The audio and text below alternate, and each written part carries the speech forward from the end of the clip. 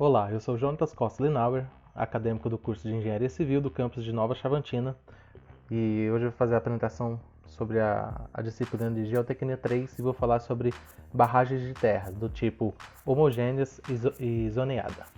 Bom, por que eu decidi falar sobre esse tipo de barragem? É um tipo de barragem muito presente aqui na nossa região, que é a mais comum que você irá encontrar, seja ela para várias finalidades.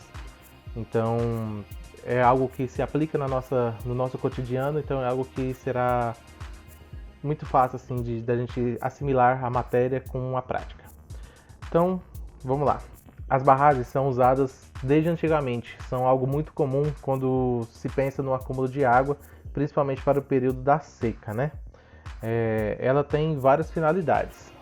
As principais delas que eu pude elencar são a regularidade do regime hidrológico, né, com os períodos da chuva, tipo, tem períodos que chovem mais, períodos que chovem menos, então você fazer o acúmulo dessa água para usar elas em outros períodos é um ponto bem importante.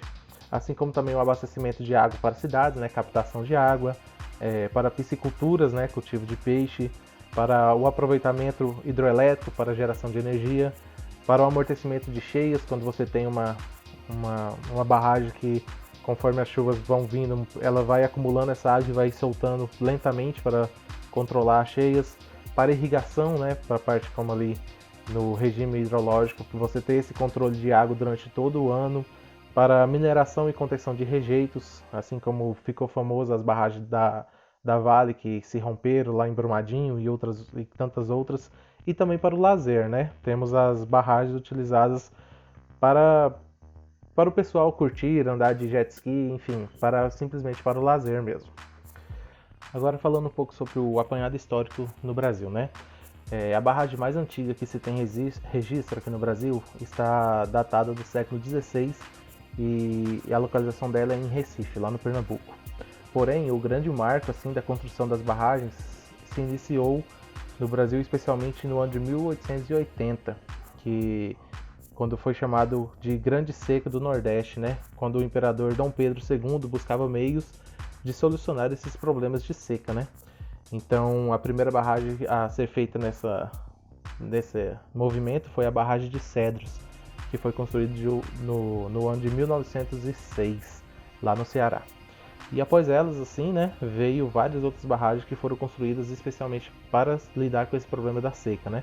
Que foram construídas entre os anos de 1950 e 1960. Agora falando especificamente mais sobre as barragens de terras, elas são sobre os elementos da barragem, né? Você tem assim, olhando por cima, a barragem propriamente dita. Na parte de cima temos o montante, né, que é o reservatório da nossa barragem. Da parte de baixo temos a jusante, que vai ser por onde essa água vai escoar. E também temos as ombreiras esquerdas e direita. Passando pela seção transversal, podemos observar o nível da água mínimo, o nível da água máximo, a borda livre, que é uma margem de segurança para essa água não extrapolar, o hip-rap, que serve como uma proteção da barragem ali, é um tipo de enroncamento para que não haja esforços na barragem e ela venha estar se desfazendo, né, como ondas, como choques físicos, então é uma parte de proteção. E temos a parte da crista, que é a parte superior da nossa barragem, que as indicações dizem que ela não deve ser inferior a 3 metros, né? Tanto para que possa haver tráfego de pessoas e de equipamentos para as manutenções. Tá, então por que barragem de terra? Qual as vantagens e desvantagens para uma barragem de terra? Então, as principais vantagens envolvidas na construção dessas barragens de terra são que elas utilizam o material natural, o material local ali, então para você começar a construir tudo você não precisa trazer material de fora para a construção dela, você vai usar materiais ali do próprio in loco que você está fazendo. Os procedimentos de projetos são mais simples, são mais simplificados, porque você não vai precisar fazer uma fundação ali, mexer com concreto, então é mais maquinário mesmo. Os requisitos para a fundação são menos exigentes do que para os outros tipos de barragem, como eu acabei de falar. Você não vai precisar fazer uma fundação, assim, se preocupar tanto com essa parte de concreto, de ferragens, de armadura. Então é simplesmente a forma de compactação da terra. A base larga da barragem a base larga da barragem de terra vai distribuir melhor as cargas das fundações, então ela vai ter uma amplitude maior, que é onde vai ser distribuída todas essas cargas. E as barragens de terra resistem melhor aos assentamentos e movimentos da terra mesmo, né, os movimentos estruturais, do que as barragens rígidas, né? Elas conseguem ter uma melhor flexibilidade comparado às outros tipos de barragens rígidas. E esses movimentos de solo são comuns, né? Principalmente quando você trabalha com terra e água, ele forma um empuxo ali, a terra trabalha bastante. Porém, temos as desvantagens também, que são uma barragem de terra é mais fácil de ser danificada, né? E também destruída, assim, desfragmentada pela própria água, né? A água corrente, a água que pode passar por cima dela, ou então até choques físicos, como eu disse, ondas e alguma outra coisa que pode causar ali a soltura das partículas, né, dessa barragem. Também é imprescindível ter o descarregador, o vertedor, para proteção, né, da montante, né, que essa água não pode exceder e passar a crista, então tem que ter uma vazão ali. Então o vertedor são partes essenciais para qualquer tipo de barragem, e principalmente as barragens de terra, né? A partir do momento que a água passa por cima, ela vai percolar todo o material que ali está. Também quem deseja produzir ou projetar isso tem que projetar, como eu estava falando, com bastante cautela, né, os vertedores, que normalmente é a parte mais difícil para qualquer trabalho dessas barragens, né?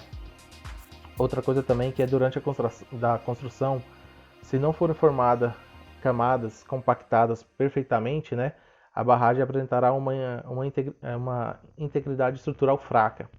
Então, se não houver uma boa compactação do solo na hora de fazer essa barragem, se não trabalhar com o maquinário da forma correta ali, esse solo vai ficar um solo fofo, não adensado, e pode ocorrer ali manchões, ocorrer ali partes que não se compactam, e com a presença de água, essas partes vão querer se liquefazer e sair, né? Assim também como as barragens de terra requerem manutenções contínuas, né? Elas não podem ocorrer erosões, ela não pode deixar ocorrer crescimento de árvores, sedimentações, infiltrações, assim como deve ser feito o combate sempre por o combate de insetos e de animais, para que eles não venham se fazer suas casas ali e vir comprometer a estabilidade desse local. Então, falando um pouquinho sobre as patologias das barragens de terra, né? Temos as principais, que são as fissuras, as trincas e os recalques, né? São coisas que acontecem naturalmente, né? Todo o material são materiais terrosos naturais que são compactadas, mas com o passar do tempo vai acontecendo a acomodação dessas partículas, desse material, e eles vão se compactando naturalmente, né? Essas acomodações provocam movimentações e elas vão se compactando e são consideradas até normais, né? Consideradas normais até certo ponto, porque essas acomodações têm que estar previstas no projeto, então a estrutura está diretamente ligada. Então, se vier a comprometer, se vier a ocorrer esse acomodamento muito forte, vai ocorrer trincas e fissuras, o que vai acontecer com que a água vai passando e pode chegar até o rompimento da barragem. Temos também a surgência. Esse nome aparece justamente pela parte de surgir a água. Seria como a parte da água conseguir ultrapassar ali pelo meio do material, conseguir percolar ali pelo meio, e ela vai surgir num ponto não determinado. Ela vai infiltrar, propriamente dito, num ponto, e sairá num outro ponto que você não tem esse controle, e isso é prejudicial, porque ela pode causar ali materiais. Essa movimentação dessa água pode acarretar em movimentações, né, e também na estrutura desse material. Então é algo que deve ser evitado. Outra patologia muito comum são as erosões, que é simplesmente a água levar o material da barragem, então principalmente quando ela passa por cima da crista, ou então se ela passa pelas laterais, ou até mesmo por debaixo da barragem. Então é algo que se deve evitar.